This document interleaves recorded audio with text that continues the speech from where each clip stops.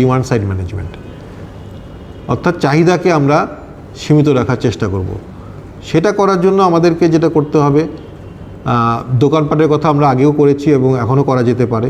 8টার সময় দোকান বন্ধ করে দেওয়া সামারে, এবং উইকেন্ডে লঙ্গার পিরিয়ডে রাত 2টা পর্যন্ত দোকান খোলা থাকবে।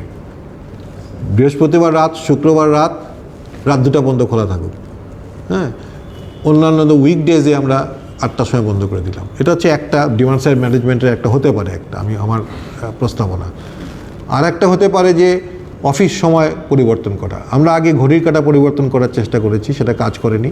কিন্তু এখন যদি আমরা অফিস সময় পরিবর্তন করি, সকাল 9টার জায়গায় যদি আমরা 8টায় অফিস করি, লোকজন বাধ্য হবে 6টার সময় ঘুম থেকে উঠতে, বাধ্য হবে 10টা 12টার মধ্যে ঘুমিয়ে পড়তে, তাই না?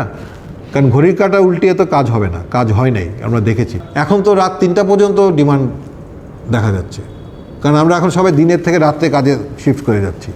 দিনের বেলা লোডশেডিং হয়, দিনের বেলা গরম থাকে বেশি, সব কাজ আমরা রাত্রেবেলা করছি। তো সেটাকে যদি আমরা এখন এটাকে আগিয়ে আনতে পারি, আমরা যদি পুরো কর্মকাণ্ডটাকে এবং পিক আওয়ারটাকে 10টার মধ্যে বা 11টার মধ্যে সীমিত রাখতে পারি, সেটা সম্ভব হবে যদি আমি কর্মঘণ্টা প্রথম থেকে শুরু করি, আগে থেকে শুরু করি। সেটা স্কুল, কলেজ, ব্যাংক সব কিছুই একসাথে সমন্বয়ভাবে করতে হবে। খুব দ্রুত এটার থেকে বের হওয়ার আমি কোনো সুযোগ দেখছি না, কারণ আমাদের সরবরাহ সীমিত। বিশেষ করে গ্যাস সরবরাহ, গ্যাস আমদানি করতে চাইলেও টাকা থাকলেও আমরা আমদানি করতে পারছি না, ইনফ্রাস্ট্রাকচার লিমিটেশনের কারণে। সো মেইন ক্রাইসিসটা হবে গ্যাসের ক্রাইসিস।